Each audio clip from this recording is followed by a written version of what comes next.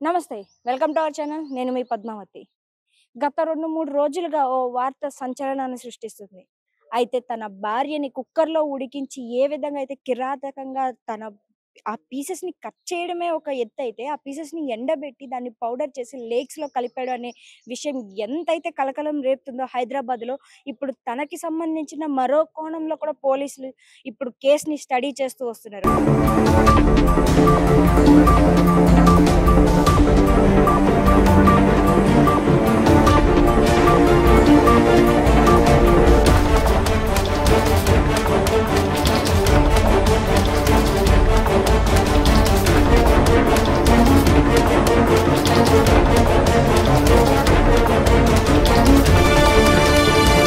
అయితే దానికి సంబంధించి కొన్ని డీటెయిల్స్ కూడా మనకి బయటకు వచ్చాయి.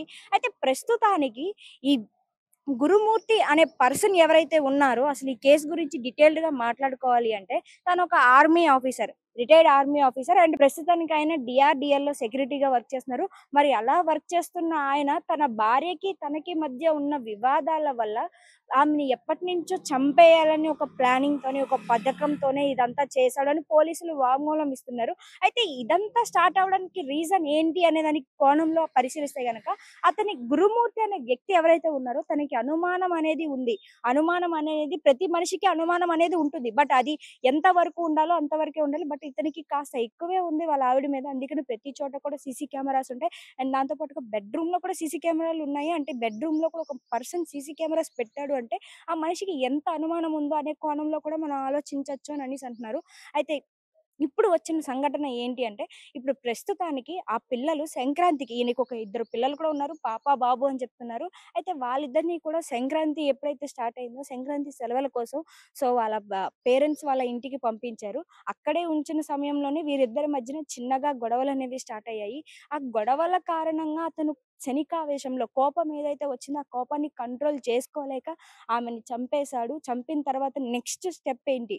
ఆల్రెడీ తను ఒక ఆర్మీ ఆఫీసర్‌గా వర్క్ చేశాడు. అండ్ దాంతో పాటుగా తనకివన్నీ కూడా తెలుసు. దేనికి కూడా భయపడని మనిషి కాబట్టి, ఎలాగైనా సరే చేసిందేదో చేసాం. ఆ బాడీని ఎలాగైనా ఎక్స్‌పోజ్ చేయాలి అన్న ఒక థాట్ తోటి తనకున్న ఇంటెలిజెన్స్ మొత్తం కూడా యూజ్ చేసి, ఆ బాడీని ఒక మటన్ నరికే కత్తి ఏదైతే ఉంటుందో, ఆ కత్తిని కొనుక్కొని తెచ్చుకున్నాడు. దాంతోనే ఆ బాడీ అంతా కూడా పీసెస్‌గా చిన్న చిన్న పీసెస్‌గా కట్ చేశాడు. ఆ పీసెస్ అన్నిటిని కూడా కుక్కర్‌లో ఉడకబెట్టాడు. ఆ కుక్కర్‌లో ఉడకబెట్టినన్నిటిని మేడ మీద తీసుకెళ్ళి ఎండలో ఎండబెట్టాడు. దాని తర్వాత వాటన్నిటిని కూడా పౌడర్ చేశాడు. ఆ పౌడర్ మొత్తాన్ని కూడా 2 బకెట్స్‌లో వేసుకొని, ఒక బకెట్ వచ్చేసి ఇక్కడే దగ్గరలో ఉన్న ఒక డ్రైనేజ్‌లో కలిపాడు. ఇంకో బకెట్ వచ్చేసి ఇక్కడ కొంచెం దూరంలో ఉన్న లేక్‌లోకి తీసుకువెళ్ళి కలిపాడు అని చెప్తున్నారు. అయితే ఇదంతా కూడా చెప్పింది తన నోటంట తానే ఒప్పుకున్నాడు. అయితే ఈ పోలీసులు ఏదైతే ఇంట్రాగేషన్‌కి తీసుకువెళ్తారో, ఇంట్రాగేషన్‌లో భాగంగా ఫస్ట్ క్వెషనింగ్ చేసినప్పుడు తను ఎక్కడా కూడా పొంతన లేని సమాధానాలు చెప్పుకుంటూ వచ్చాడు. అయితే పోలీసులకి ఎక్కడో ఒక మూలన అనుమానం ఉండడంతో దాన్ని పాయింట్ ఔట్ చేసి క్రాస్ క్వెషనింగ్ చేయడం ద్వారా తన నిజాన్ని ఒప్పుకున్నాడు అని చెప్తున్నారు. అయితే నిజాన్ని అయితే ఒప్పుకున్నాడు. సేమ్ అవును నేను ఇలాగే చంపాను. నేనే చంపాను. నేనే చేశాను ఇదంతా. అయితే మీరు దీన్ని నిరూపించి చూపించండి అని అనేసి అంటున్నాడు. అంటే ఇప్పుడు పోలీసులకి ఇదొక టఫ్ టాస్క్ అనే చెప్పాలి. నిజానికి ఇప్పటి వరకు కూడా పోలీసులు ఇలాంటివి ఎక్కడో 100% మాత్రమే ఇలాంటి కేసులను ఎదుర్కొంటారు. మరి ఇలాంటి సిట్యుయేషన్‌లో పోలీసులకి ఇదొక సవాలనే చెప్పాలి. మరి పోలీసులు దీన్ని ఎలా ఒక కంక్లూజన్‌కి తీసుకొస్తారో అనేది కూడా తెలియాల్సి ఉంది. అయితే పోలీసులు ఏం చెప్తున్నారు అంటే తిడకి ఆల్రెడీ ఆమెని చంపేయాలి అనే ఉద్దేశం ముందు నుంచే ఉంది. అది ఇప్పుడు కోపంలో వచ్చిందైతే కాదు. తను ఇంతకు ముందు నుంచే తనని ఎలా చంపాలా అనే ఒక పగడ్బందీ ప్లానింగ్‌తోనే చూస్తున్నాడు. అయితే దానికి అవకాశం వచ్చేంత వరకు ఎదురు చూసాడు. పిల్లలు ఉత్తప్పుడు ఇంట్లోనే ఉంటారు కాబట్టి పిల్లలు బయటికి వెళ్ళే సమయం కోసం ఎదురు చూసాడు.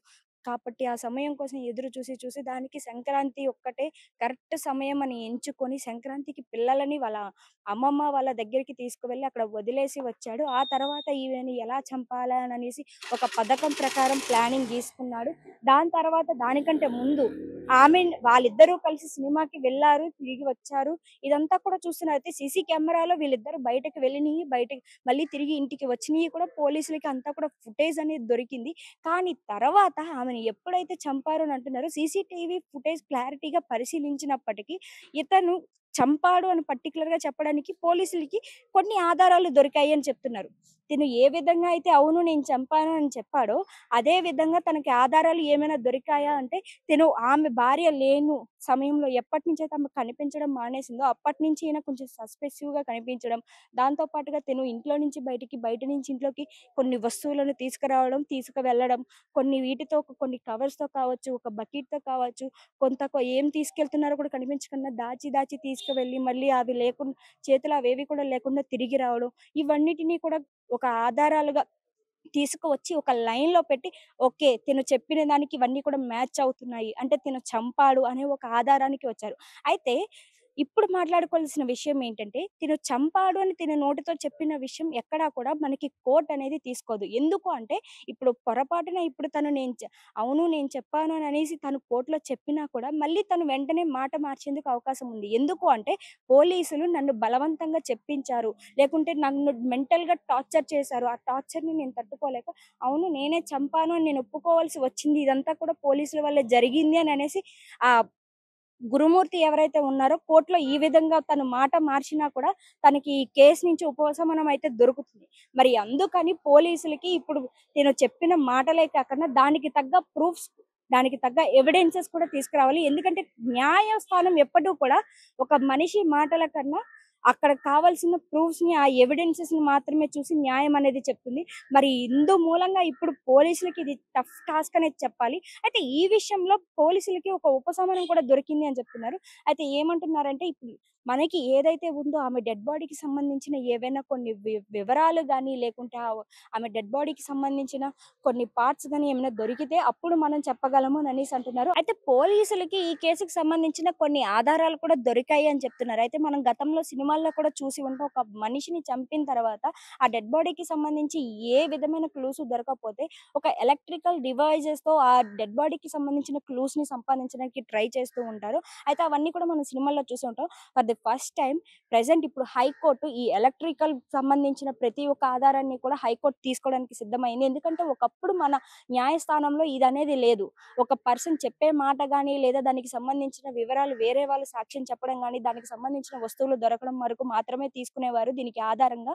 అంతేగాని ఎలక్ట్రికల్ డివైజెస్ చెప్పే ఆధారాన్ని మాత్రం ఎప్పుడు కూడా కన్సిడర్ చేసేవారు కాదు. అయితే ఇప్పుడు for the first time high court దీన్ని కూడా తీసుకోవడానికి మనకి అనుమతి అనేది ఇచ్చింది. అయితే ఈ పోలీసులు ఈ ఇన్ఫ్రారెడ్ టెక్నాలజీ అంటారు దీన్ని. ఇది ఏదైతే ఉందో ఈ ఎలక్ట్రికల్ డివైస్‌ని ఉపయోగించి ఆ బాడీకి సంబంధించిన చిన్న చిన్న హెయిర్ పార్టికల్స్ కానీ, రెండో వచ్చేసి ఆమె బాడీలోని బ్లడ్‌కి సంబంధించిన బ్లడ్ కొంచెం డ్రైగా అయిపోయిన బ్లడ్ మార్క్స్ గాని దొరికాయి అని చెప్తున్నారు. అయితే వాటిని వాళ్ళ పిల్లల డీఎన్ఏతో చెక్ చేస్తున్నారు అని అంటున్నారు. అయితే పిల్లలకి తల్లి డీఎన్ఏ ఏదైతే ఉందో దానికి సంబంధించింది పిల్లలకి కూడా వస్తుంది కాబట్టి ఇది మ్యాచ్ అయింది అని చెప్తున్నారు. అయితే ఈ వివరాలు ఇలా ఉన్నప్పటికీ కూడా ఇంకో కోణంలో కూడా పోలీసులు దీన్ని దర్యాప్తులోకి తీసుకుంటున్నారు. అయితే ఇతను తన భార్య చనిపోయిన తర్వాత పిల్లలు కూడా ఇంటికి వచ్చారని అంటున్నారు. పిల్లలు ఇంటికి వచ్చినప్పుడు పిల్లలు అడిగారు అంట. నాన్న అమ్మ ఏది కనిపించడం లేదు అని పిల్లలు అడిగినప్పుడు, "మీ అమ్మ లేదు. మీ మమ్మీకి నాకు గొడవ అయ్యింది. సో, గొడవ అయినప్పుడు మీ అమ్మ నన్ను వదిలేసి వెళ్ళిపోయింది. ఇంట్లో అయితే లేదు. ఎక్కడికి వెళ్ళిందో కూడా నాకు తెలీదు" అని చెప్పాడు అంటున్నారు పిల్లలకి. అయితే ఒకవేళ నిజంగానే ఈ కోణంలో కూడా దర్యాప్తు చేస్తే, ఆమె ఇంట్లో నుంచి నిజంగానే ఆమెకి ఇష్టం లేకే వెళ్ళిపోయింది అంటే, ఇంటి చుట్టూ ఇన్ని సీసీటీవీ ఫుటేజెస్ పెట్టుకున్నప్పుడు, ఇంత సీసీటీవీస్ తనకి అవైలబిలిటీలో ఉన్నప్పుడు ఎందుకని ఎక్కడ కూడా ఆమె రికార్డ్ అవ్వలేదు. ఇతను కనిపిస్తున్నాడు. ఇతని చేతిలోని కొన్ని వస్తువులు అక్కడ క్యాప్చర్ అవుతున్నాయి. ప్రతి ఒక్కటి కూడా డీటెయిల్డ్‌గా కనిపిస్తుంది తప్పితే, ఆమె ఇంట్లో నుంచి వెళ్ళిపోయినట్టు ఎక్కడ కూడా సీసీ కెమెరాలో ఆమె అంతు చిక్కలేదు. మరి అలాంటి సమయాల్లో ఆమె వెళ్ళిపోయింది అని తిను ఎలా చెప్తున్నాడు? అంటే ఇతను చంపేసి తిను తప్పించుకోవడం కోసం పిల్లల వైపు నుంచి తినకంటూ ఒక మంచి గుర్తింపు రావాలి. పిల్లలు తిను ఏ చెడు ఉద్దేశంతో అనుకోకూడదు అనే ఒక ఉద్దేశంతోటి పిల్లలకి ఇలా చెప్తున్నాడు అని అంటున్నారు. ఒకవేళ నిజంగానే వాళ్ళ వైఫ్ ఎవరైతే ఉన్నారో ఆమె ఇంట్లో నుంచి నిజంగానే పారిపోయి ఉంటే సీసీటీవీలో ఆమె రికార్డింగ్‌లో దొరకాలి. అండ్ రెండో వచ్చేసి ఆమె ఎక్కడికెళ్ళినా కూడా ఆల్ ఓవర్ హైదరాబాద్‌లో ఎన్నో చోట్ల మనకి సీసీ కెమెరాస్ ఉన్నాయి. లైక్ ఇప్పుడు వాళ్ళ ఇంట్లో సీసీ కెమెరాలో ఆమెను ఎక్కడైనా ఎరైజ్ చేశారు. ఆమె ఎళ్ళిపోయే సమయాల్లో దొరకకుండా ఉండడం కోసం సీసీటీవీ ఫుటేజ్‌ని బయటికి తీసి ఎరైజ్ చేశారు అని అనుకోవడానికి, ఒక ఇంట్లో సీసీటీవీ ఫుటేజ్‌లో ఆమె ఎరైజ్ అయినా కూడా ఆల్ ఓవర్ హైదరాబాద్‌లో చాలా సీసీ కెమెరాస్ ఉన్నాయి. మనకి లైక్ సిగ్నల్స్ దగ్గర కావచ్చు, వీధి చివర కావచ్చు, ప్రతి గల్లీకి సంబంధించి కావచ్చు, ఎక్కడికక్కడే మనకి సీసీ కెమెరాస్ అవైలబిలిటీలో ఉన్నాయి. అండ్ రెండోది వచ్చేసి బస్ స్టాండ్స్‌లోనే ఉన్నాయి, రైల్వే స్టేషన్స్‌లోన్స్ ఉన్నాయి. మరి ఇన్నిట్లో ఉన్నప్పుడు ఆమె ఏదో ఒకటి ఉపయోగించుకొనే వెళ్ళాల్సి ఉంటుంది ఎక్కడికైనా సరే. మరి వీటిని ఉపయోగించకుండా ఆమె అంతటా ఆమె వెళ్ళిపోయింది. ఎక్కడ కూడా సీసీ కెమెరాలో దొరకలేదు అంటే ఈ కోణంలో ఖచ్చితంగా తెలుస్తుంది. అతనే చంపాడు. పిల్లల దగ్గర తను ఆ విషయం నుంచి బయటకి రావడం కోసం ఆ నిమిషం మీ అమ్మకి నాకు గొడవలవుతున్న సంగతి మీకు తెలిసిందే కదా! మీరు లేని సమయంలో మీ మమ్మీకి నాకు గొడవలు ఏవైతే అయ్యాయో, ఆ విషయంలో మీ మమ్మీ నా మీద కోపంతో తాళిని తెంచి నా మొఖం మీద విసిరి కొట్టి ఇంట్లో నుంచి వెళ్ళిపోయింది అని చెప్తున్నాడు. అయితే ఇది ఎక్కడా కూడా నమ్మడానికి లేదు.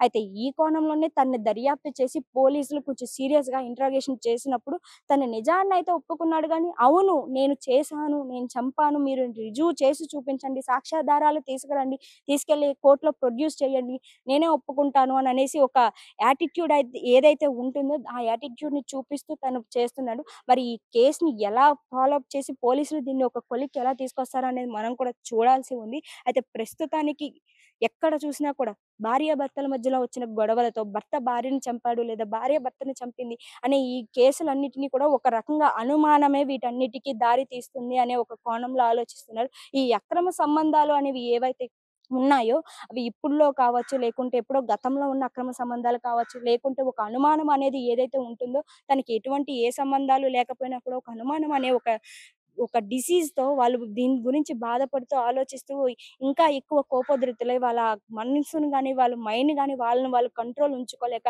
ఆ నిమిషంలో క్షణికావేశంలో వాళ్ళని చంపేస్తున్నారని చెప్తున్నారు. అయితే ఇప్పుడు దీనికి సంబంధించి తను ఎక్కడైతే లేక్‌లో కలిపాను అని చెప్తున్నాడో అయితే ఆ లేక్ కూడా మనం వెళ్లి చూద్దాం. అక్కడ ఇంకేమైనా మనకి డీటెయిల్స్ ఏమైనా దొరుకుతాయో నేను దాని గురించి కూడా ట్రై చేస్తాను. అండ్ మీరు కూడా చూడండి.